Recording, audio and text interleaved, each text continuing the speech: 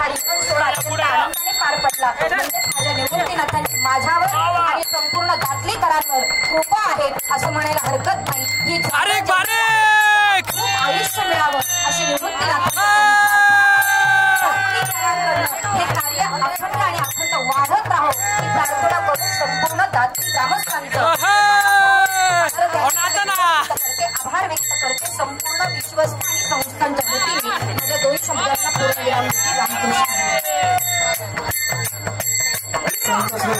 निवृत्तीनाथ महाराज दिंडी सोहळा आणि पालखी सोहळा आणि संस्थांच्या अध्यक्षा सन्माननीय कांचताई जगताप यांनी अतिशय चांगल्या प्रकारे आपल्या भावना या ठिकाणी दाखलीकरांसाठी व्यक्त केलेल्या आहेत आणि आजचा रिंगण सोहळा अतिशय चांगल्या प्रकारे पार पडलेला आहे. या सोहळ्यामध्ये सर्व नियोजन या दाखलीकरांच्या वतीने ज्यांच्या नेतृत्वात केलं जातं ते आदरणीय बाबर सर यांचा सत्कार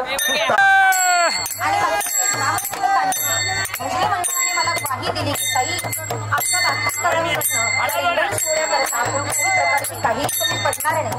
हा शब्द परिपूर्ण दाखलीकरांनी हा शब्द सोहळा या